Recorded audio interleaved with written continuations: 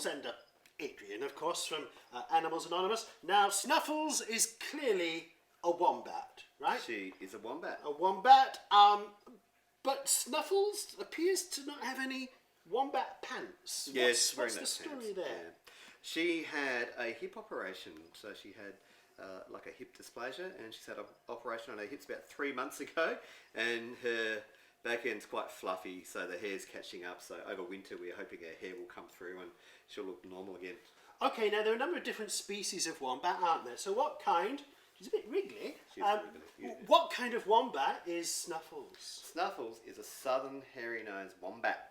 So they're related to northern hairy-nosed wombats, which are critically endangered. And they're the ones, I think we find them up in Queensland? Yep. Super rare, those ones. And these guys are also related to common wombats and koalas, distantly. Okay, so it's like these are the koalas of the underground or koalas are the wombats of the trees. That sort of thing, but not quite that sort of thing. Yeah. Okay, Australian animal, mammal, marsupial, of course, because most of our mammals are. So what do we know about the lifestyle when they're in the wild of these wombats? So these guys can live in areas that get very, very hot during the day, and there might not be much shade.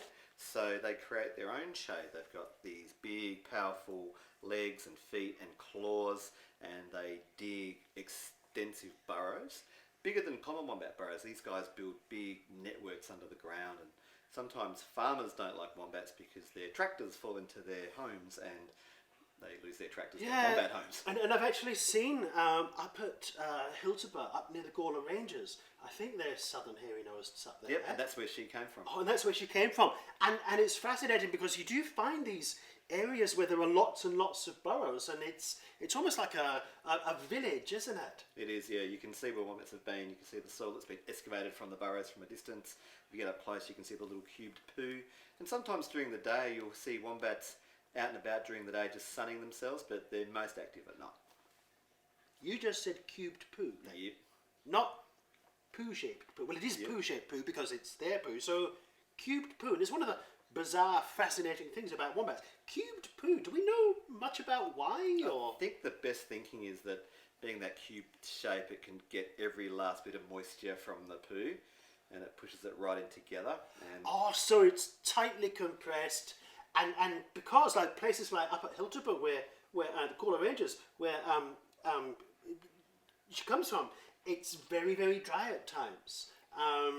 So when we look at that poo close up, what do we see in terms of what they eat? What's their diet in the wild? Mostly plants. So they'll eat things like native grasses. These days, introduced grasses and other things like nut grass, which isn't actually a grass, but they'll eat a lot of weeds and things. And at the moment, we've gone through many years of drought in a lot of their range, so they're starting to spread out to look for food. So it's not awesome for the wombats at the moment. So we see them, instead of being in the area where they're building more and more burrows and spreading further and further out. That's right. So it might look as if they're increasing in numbers, but they're actually not. They're spreading out to find more and more food. So what's it like having a wombat living at your house? Well, now you can see I'm very cuddly with Snuffles. These guys are no joke. They have a very powerful bite, so I do treat her with a lot of respect. She doesn't bite her daddy because she's a good girl, but they can snap Achilles tendons with a bite, so you always have to be mindful of that. I don't let her free range my house unless I'm there inside the house, because they can very quickly dig a hole or bite a hole into furniture. So she's got a big, lovely enclosure outside where she runs around. But I have her in for cuddles, and she can sleep on the lounge with me. Most of the time they sleep. So she's very friendly, and obviously most of the time during the day in particular, because like many Australian animals, is nocturnal. So what do we know about the differences between the three species? Is there much of a difference, do you know? Yeah, the northerns are very similar. They're a lot bigger.